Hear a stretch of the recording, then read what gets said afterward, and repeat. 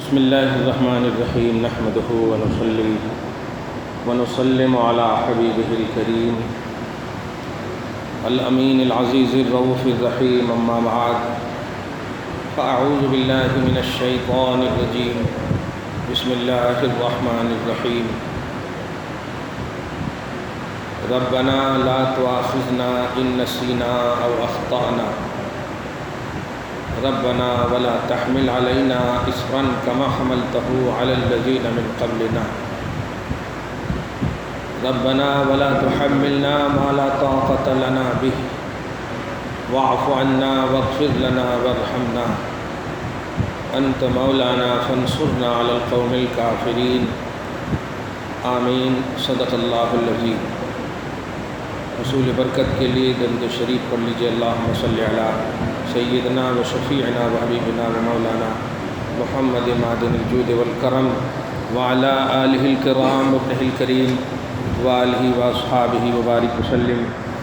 صلاۃ و سلام علیک یا حبیبی یا سیدی یا رسول اللہ صلی اللہ تعالی علیہ وسلم۔ سورہ بقرہ کی آخری آیت کریمہ کا کچھ حصے درس کے طور پر آپ نے سن لیا ہے۔ آیت نمبر 286 سورہ بقرہ میں ہے۔ گزشتہ درس کا نہایت ہی اہم پہلو یہ تھا کہ بندے کو اس کے اعمال کی جزا اور سزا گارنٹیڈ ہے۔ بندہ نیک عمل کرے تو اس کی جزا طے ہے، برا عمل کرے تو اس کی سزا طے ہے۔ لیکن کیا بندے نیکی کے ذریعے سے اپنے مرحومین کو اس نیکی کا ثواب سینڈ کر سکتا ہے یا نہیں؟ سینڈ کا مطلب ایصال ثواب کا عقیدہ۔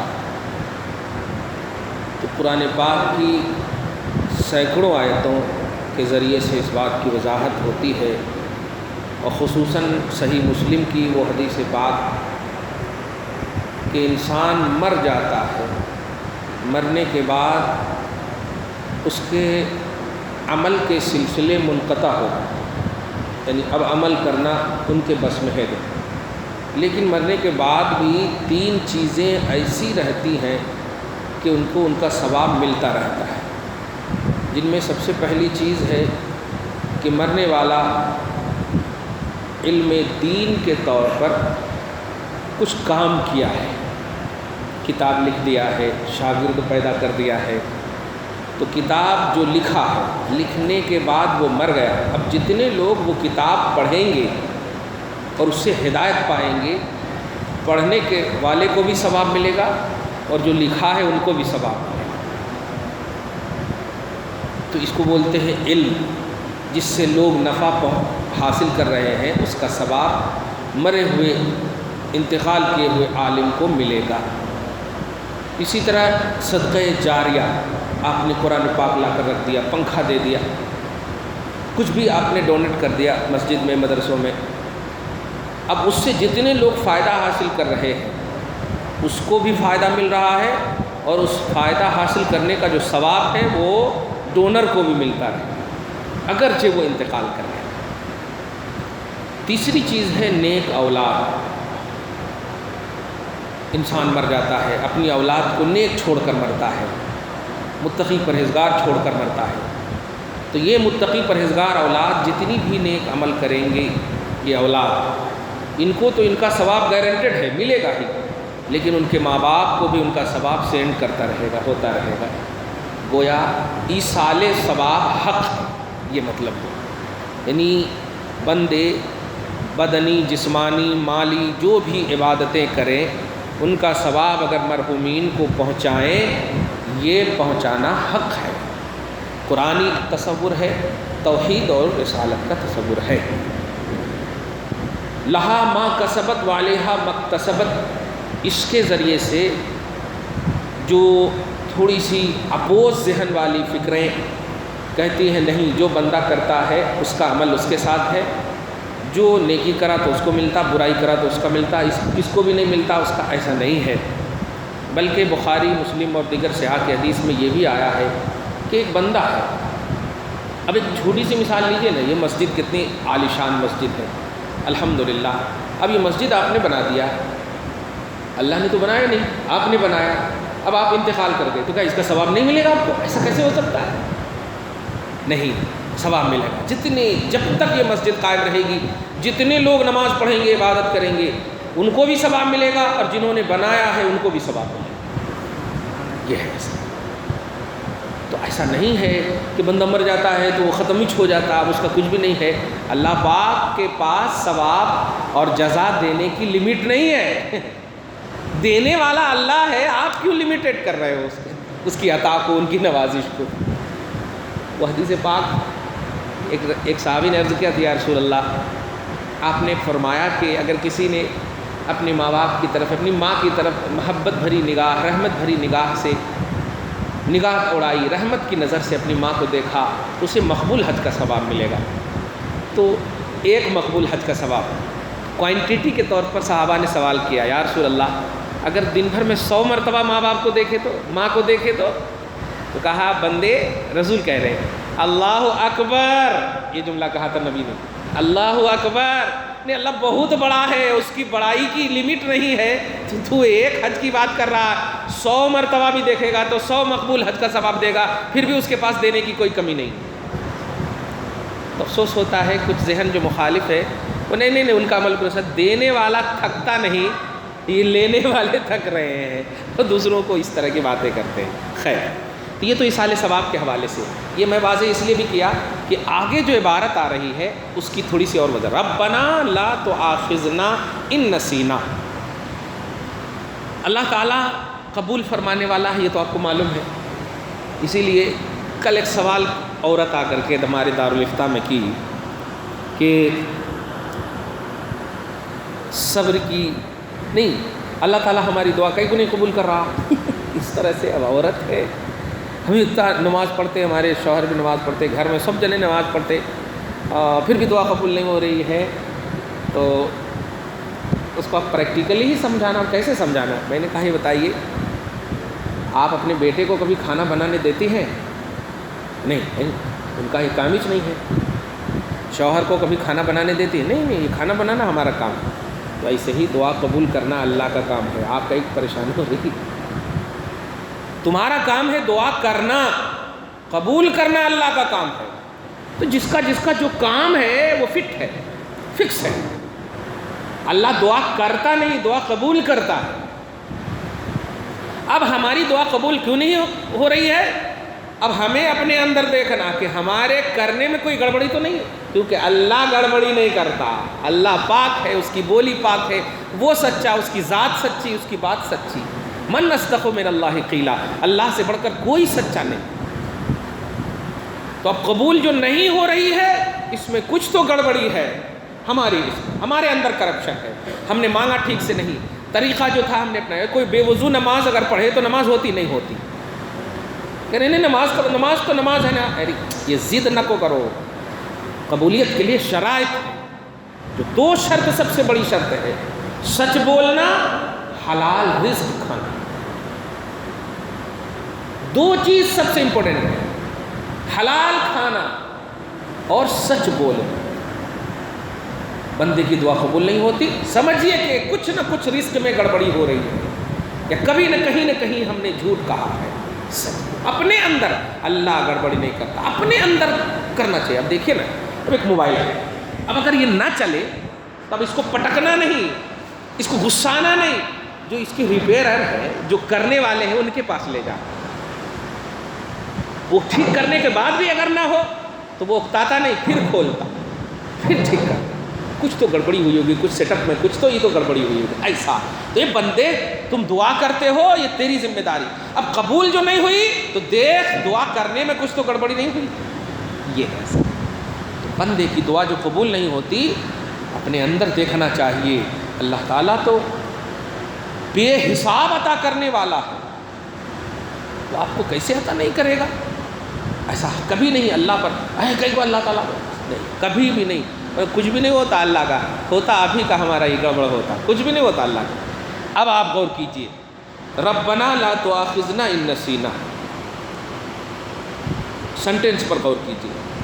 دیکھیے ایک لفظ آتا ہے عربی میں ربی، اور ایک لفظ آتا ہے ربنا، دونوں قرآن میں ہے۔ ان ربی پڑھیں نا، ربی وربک اللہ، ان اللہ هو ربی وربکم، قرآن میں پڑھے ہوگے۔ تو ربی جو ربی کا معنی ہوتا ہے میرا رب، اور ربنا کا معنی ہوتا ہے ہم سب کا رب۔ ربی یہ سنگولر کا صیغہ ہے، اور ربنا یہ پلورل کا ہے، جمع کا سینٹینس ہے، سمجھ رہے ہیں؟ اب آپ غور کیجیے، جب یہ آیت کریمہ آپ پڑھ رہے ہیں تو آپ ایک ہے نا، تو ربی ہونا چاہیے۔ جب اللہ تعالیٰ ڈھنگ سکھا رہا ہے، سب پر نماز فرض ہے تنہا تنہا، تو رہنا چاہیے ربی لا تؤاخذنی ان نسینا، ان نسینی او اخطأنی، ایسی ہونی چاہیے۔ لیکن ربنا ایک ہو کر کے آپ کہہ رہے ہیں ہم سب کو بخش دے۔ آپ سے پوچھو کھانا کھایا تو آپ کیا کہیں گے؟ ہم سب نے کھا لیا؟ نہیں جی میں نے کھا لیا، یہ کہیں گے آپ؟ واحد ہے تو ایک ہی ہونا چاہیے۔ اب یہاں پر غور کیجیے، جو میں عقیدہ دینے جا رہا ہوں وہ یہ ہے، بندے کو کبھی بھی دعا کی دنیا میں پرسنلی طور پر کبھی بھی مخصوص نہیں کرنا چاہیے، اپنے ساتھ ساتھ اپنوں کو بھی یاد کرنا چاہیے، اپنے ساتھ ساتھ اپنوں کو بھی یاد کرنا چاہیے۔ یہ اسی ایصال ثواب سے ریلیٹڈ ہے، اس لیے میں نے کہا غور بھائی قرآن پاک کی کوئی بھی آیت کریمہ حکمت سے تو خالی نہیں ہوگی، حکیم کا کلام ہے نا، تنزیل من حکیم حمید، حکمت والے رب کا یہ اتارا ہوا ہے۔ تو رب بھی نہیں فرمایا کہ اے میرے رب، نہیں نہیں نہیں نہیں، بندے ہو سکتا ہے تیری اس زبان میں تاثیر نہ ہو، لیکن تو جس کو یاد کر رہا ہے اس کے اندر کوئی، سبحان اللہ، اے اللہ ہم سب کو بخش دے۔ تو اب ہم سب میں تو اگر واقعی ریجیکٹڈ بھی ہوگا تو ہم سب میں کوئی ایک تو ضرور ہوگا۔ یہ ہے دعا کی قبولیت کی کوانٹٹی، دعا کی قبولیت کی کوالٹی، بلکہ تو ربنا میں جو نا ہم سب کو بخش دے، اس سے عقیدہ ملا کہ بندے کو اپنے ساتھ ساتھ اپنوں کو بھی دعاؤں میں یاد کرنا چاہیے۔ آپ بولتے بھی ہیں نا دعاؤں میں یاد رکھیے، کیوں؟ اللہ آپ کی دعا قبول نہیں کرتا؟ یقیناً کرتا، لیکن نہیں، یہ خدا کی توفیق کا فیضان ہے کہ آپ کے منہ سے یہ بات نکلتی ہے۔ دعا میں یاد رکھیے، یہ دعا میں یاد رکھیے، جی آپ بھی یاد رکھیے۔ دیکھا آپ نے، تو یہ ہے ایمانی جملے جو رب کی طرف سے ملے ہیں ہمیں۔ ربنا، اے ہم سب کے رب، لا تؤاخذنا، ہم سب کو مت پکڑ، ان نسینا، اگر ہم بھول جائیں، او اخطانا، یا ہم غلطی کر بیٹھے۔ بتائیے، یہ آپ کا جملہ نہیں ہے، یہ رب آپ کو سکھا رہا ہے کہ میں قبول کرنے والا ہوں، مجھ سے ایسے مانگ۔ کمال ہے، جملے پہ غور کر رہے ہیں، مجھ سے ایسے مانگ، قبول کرنے والا خود بتا رہا ہے۔ اب تو آپ کو کمانڈڈ انداز میں زندگی کاٹنا چاہیے کہ اللہ قبول کرتا نہیں کرتا یہ تو ہونا ہی نہیں چاہیے۔ قبول کرنے والے نے جب دعائے ڈھنگ سکھایا ہے، وہ دعا کا ڈھنگ سکھایا ہے، طریقہ سکھایا ہے کہ ایسے مانگ۔ واہ واہ، لوگ مانگتے ہیں لیکن مانگتے وقت جو ہے موبائل یوز کرتے، مانگتے وقت ادھر ادھر دماغ رہتا، ربنا آتنا ایسے ایسے سراں ہلاتے، پاواں نوچتے۔ کیا ہے یہ؟ نماز ہے یا کوئی مطلب یہ کہ دماغ خراب کرنے والے ایکسرسائز ہے؟ توجہ سے اللہ کی بارگاہ میں کامل توجہ ہونا چاہیے۔ میں کبھی کبھی بخاری شریف جب پڑھاتا ہوں تو اس میں سب سے پہلی حدیث جو ہے، امام بخاری نے انما الاعمال بالنیات یہ حدیث لایا ہے۔ بار بار جب بھی درس دیتا ہوں، چونکہ ہر سال نئے بیچ آتے ہیں، تو جب بھی درس دیتا ہوں تو شروع تو وہیں سے کرنا ہے نا، ہر سال ایک نیا نقطہ نکلتا۔ اب اس سال کا آپ کو نقطہ بتاؤں، انما الاعمال بالنیات، عمل نیتوں سے ہے، یہ لفظی ترجمہ ہے، جس کو مٹھ زبان میں آپ لوگ بولتے ہیں عمل کا دار و مدار نیتوں پر ہے۔ اب آپ لوگ سماجی سطح پر کیا سمجھتے، عوامی سطح پر، کہ نہیں نیت صحیح رکھنا کرتے، نیت صحیح رکھے تو ٹھیک ہوتا۔ لیکن آپ ذرا غور کیجیے، یہ حدیث پاک اتنی سی نہیں ہے، بلکہ پوری لمبی حدیث بتا دو آپ کو۔ آئیے تو بیٹھ کر، لمبی حدیث ہے، پوری حدیث بتاؤں. انما الاعمال بالنیات، اور اس کے بعد ہے وانما لامرئ ما نوى، اس کے بعد ہے فمن كانت ہجرته الى الله ورسوله فہجرته الى الله ورسوله ومن كانت ہجرته الى دنیا یصبها او امرأة يتزوجها، متفق علیہ، بخاری مسلم. یہ ہے مشکات شریف کا جملہ. یہ پورے کا ترجمہ پہلے سنیے کہ عمل کا دار و مدار نیتوں پر ہے، اور اس کے بعد ہر شخص کے لیے وہی ہے جس نے اس کی نیت کی، کہ جس چیز کی جو نیت کرتا اس کو وہ ملتا، اس کو وہ چیز ملتی. اور اس کے بعد ایگزامپل دیا اللہ نے، اللہ کے رسول نے. کیا ایک ہوتا نا کہ اپنی طرف سے اپنے لاجک سے اگر اس حدیث کو سمجھے تو سمجھ لیے ہیں کہ جیسی نیت ویسی برکت، سمجھ لیے، لیکن ایک مثال دیا. اب اس سے سمجھ میں آ جاتی ہے یہ حدیث کہ فمن کانت ہجرتہ الی اللہ ورسولہ، جو شخص اللہ اور اس کے رسول کے لیے ہجرت کرتا، فہجرتہ الی اللہ ورسولہ. ہجرت بولے تو چھوڑنا، اپنے وطن کو چھوڑنا، اپنے گھر بار کو چھوڑنا، سب کو چھوڑ کر کے جانا، منتقل ہونا. جو شخص اللہ رسول کے لیے اپنا وطن چھوڑتا، اللہ کے لیے کہاں سے چھوڑیں گے آپ؟ اللہ تو یہاں بھی نماز، جہاں بھی نماز پڑھیں گے وہ اللہ. لیکن غور کریں آپ، اللہ کو سامنے جملے کے طور پر رکھا، حقیقت میں اللہ کے رسول کا ساتھ دیتا وہاں مراد پہ. چنانچہ مکہ سے جب مدینہ کی طرف نبی جانے لگے تو سب کو آرڈر ہو گیا نبی کے ساتھ نکل جاؤ. لیکن آپ غور کریں، بڑی ذمہ داری کا جملہ بول رہا ہوں کہ کیا مکہ کی عظمت اللہ کے سامنے تو طے ہے؟ مکہ سے بڑا عظمت والا مقام کوئی نہیں ہے. 1,00,000 کا ثواب ملتا، طواف وہیں ہے، منی مزدلفہ وہیں ہے، صفا مروہ وہیں ہے. مدینہ میں تو کچھ بھی نہیں ہے، کچھ بھی نہیں ہے مدینہ میں. لیکن اللہ فرما رہا چھوڑ دو مکہ کو، چلے جاؤ نبی کے ساتھ. کمال ہے، چھوڑ دو مکہ کو، چلے جاؤ نبی کے ساتھ.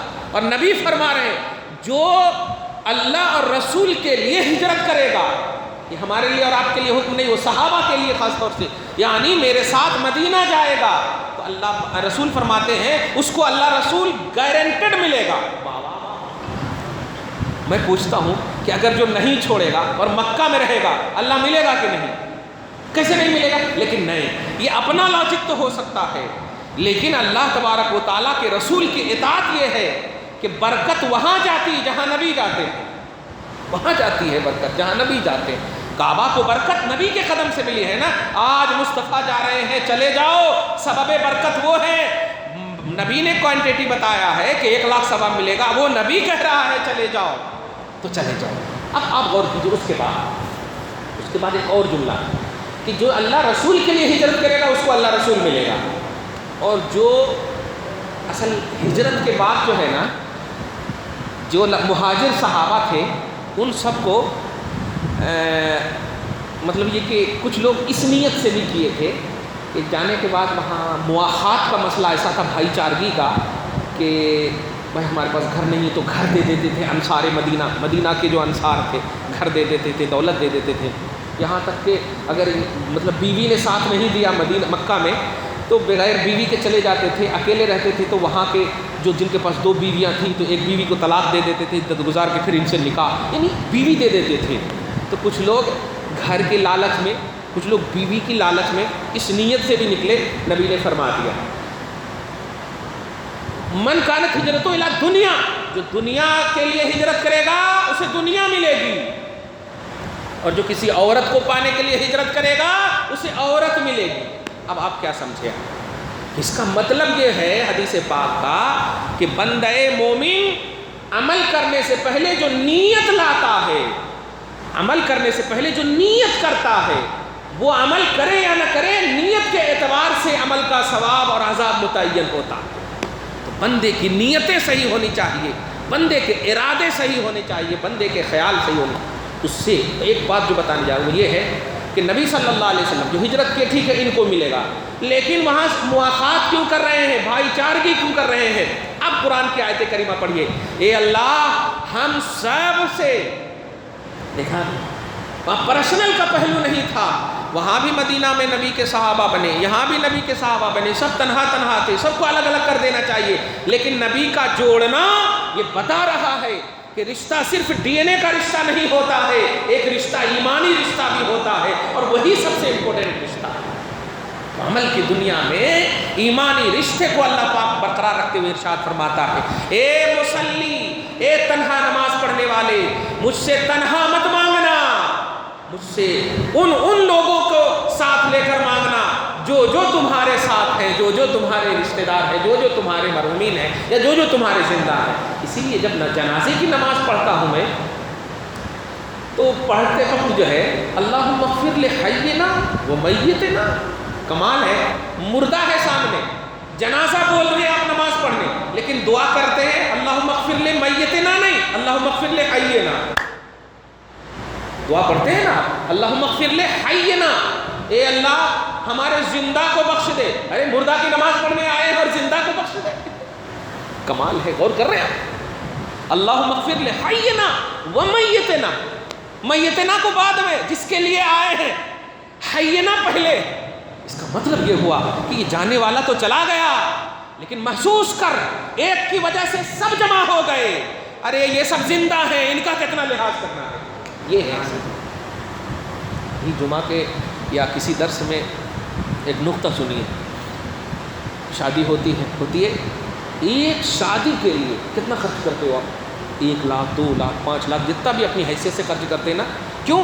رشتہ جڑ رہا ہے۔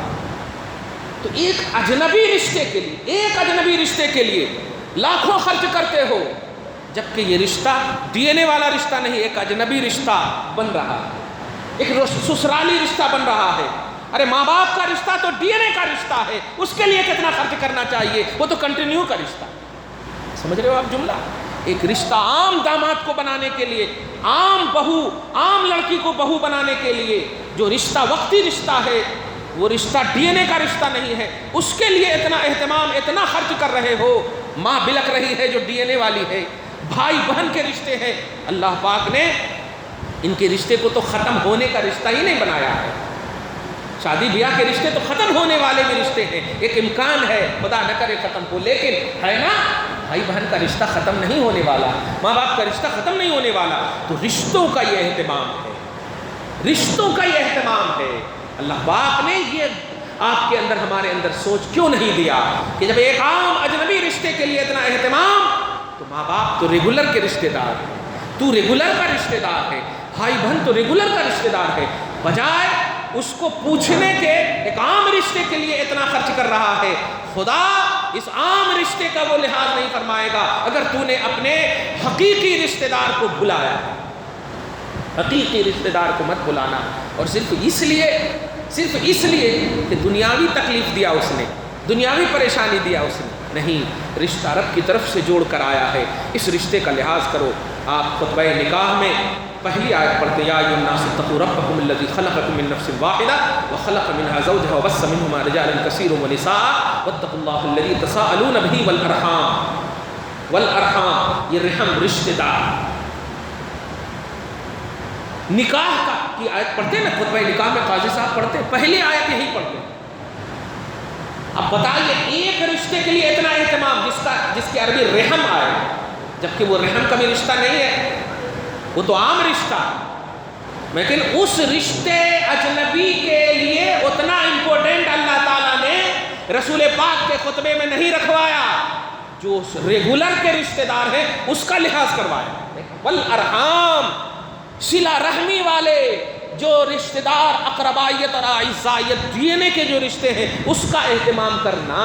اللہ پاک فرماتا ہے والارحام ان اللہ کان علیکم رقیبا، بے شک اللہ تمہارے اوپر اینی ٹائم نگراں ہے، اینی ٹائم دیکھ رہا ہے۔ اس کو سمجھنا ہے ہم سب کو کہ اپنے حقیقی رشتہ دار جو ہے بھائی بہن ہے، معاشرہ میں آپ کے جو ڈی این اے والے رشتہ دار ہیں، چاہے وہ نانا نانی کے، دادا دادی کے ہوں، بیٹوں کا مسئلہ ہو، بیٹیوں کا مسئلہ ہو، بیٹیاں شادی بیاہ کر کے چلی جاتی ہیں، ان کا رشتہ وقتی ہے، آپ کا رشتہ دائمی ہے، لیکن افسوس ہوتا ہے کہ آپ ودا کرتے وقت بولتے ہو بیٹی یہاں سے ڈولی جا رہا ہے، وہاں سے ارتھی اٹھے گی، استغفر اللہ، اب تمہارا یہ گھر نہیں رہا، اب تمہارا وہ گھر ہے۔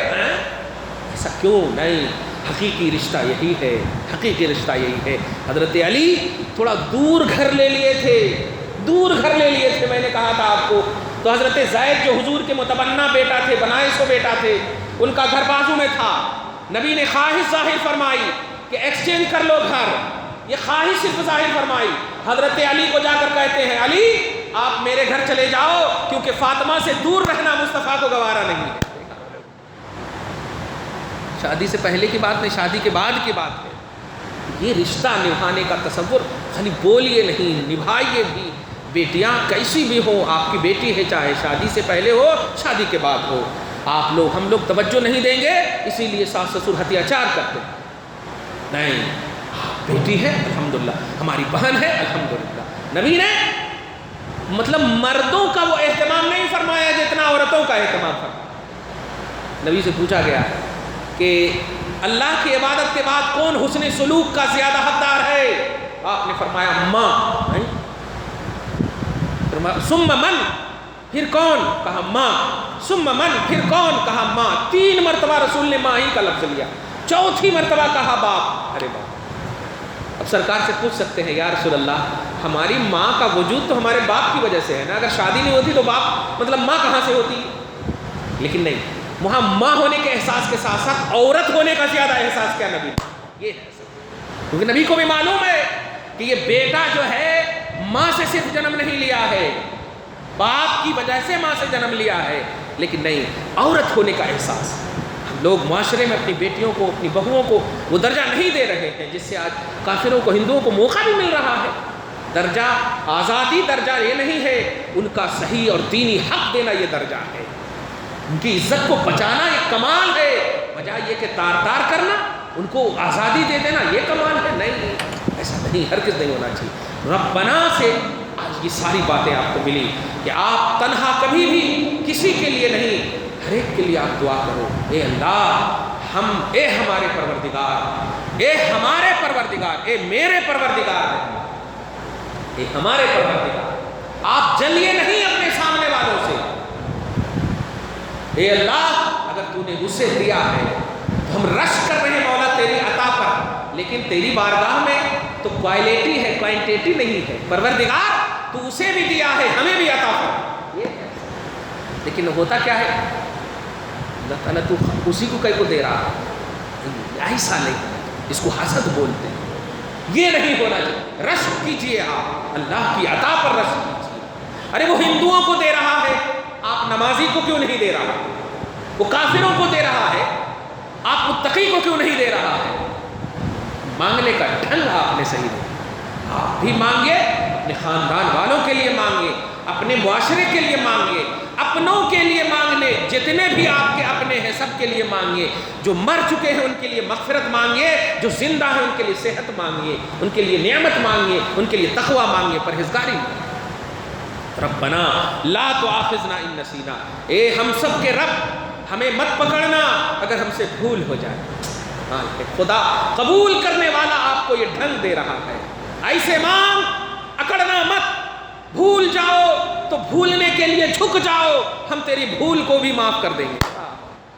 خطا کرو تو خطا کے بعد جھک جاؤ، ہم تیری خطا کو معاف کر دیں گے، اکڑنا مت۔ ربنا ولا تحمل علینا اسرا کما حملته علی الذین من قبلنا، اور دیکھ لیا ہے تو نے ہم پچھلی قوموں کو کیسے میں نے تباہ کر دیا ہے، تو مانگ ہم سے، میں مصطفیٰ کے جمال کو دیکھ کر کہہ رہا ہوں کہ تجھے میں نے مصطفیٰ کی امت میں پیدا کیا ہے، مانگ ایسے کہ اللہ ہم پر وہ بوجھ نہ ڈالنا جیسا کہ تو نے ہم سے پچھلی، ہم سے گئی ہوئی گزری امتیوں پر ڈالا، اے اللہ ویسا بوجھ ہم پر نہ ڈالنا۔ دیکھا آپ نے، کیونکہ ان کی غلطی ہوتی تھی تو توبہ کے موقع نہیں ملتے تھے، فوراً سزا ملتی تھی، نیچے کی زمین کو اوپر کر دیا جاتا، اوپر کو نیچے کر دیا جاتا، تباہ کر دیا جاتا، ڈبا دیا جاتا، طوفان نوح لا کر کے قوم لوط کو مار دیا جاتا، قوم سمود کو مار دیا جاتا۔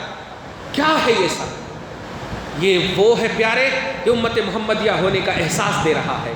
سوچ، میں صرف نبی کی وجہ سے یہ رسپانسبلٹی دے رہا ہوں، کہ ہم تو قبول کرنے والے، میں تو قبول کرنے والا ہوں، لیکن مانگ کہ اللہ جیسا تو نے دیگر امتیوں کو عذاب دیا، ہماری خطا کی بنیاد پر ہمیں ویسا عذاب نہ دے۔ دیکھا آپ نے؟ ہمیں ویسا نہ پکڑنا، کیسا ہے مولا، غور کریں آپ۔ ربنا ولا تحملنا ما لا طاقت لنا بھی، اور اے اللہ جس کی ہمیں طاقت نہ ہو اس کو ہمیں اٹھانے کے لیے مت بول۔ 50 وقت کی نماز ہم نہیں پڑھ پائیں گے، بول دے کہ اللہ ہم نہیں پڑھ سکتے، ہم تیری دعا کو قبول کر لیں گے۔ دیکھا یہی کہا تھا نا موسیٰ نے، کر لیا تو جھک، یہ جھکنے کا ڈھنگ دیا۔ اور اس کے بعد اللہ فرماتا واعف عنا، معافی مانگ ہم سے، ہم تجھے معاف کر دیں گے۔ واغفر لنا، مغفرت مانگ ہم سے، ہم تجھے بخش دیں گے۔ ورحمنا، رحم مانگ مجھ سے، ہم سب کو معاف کر دیں گے، ہم سب پر رحم کریں گے۔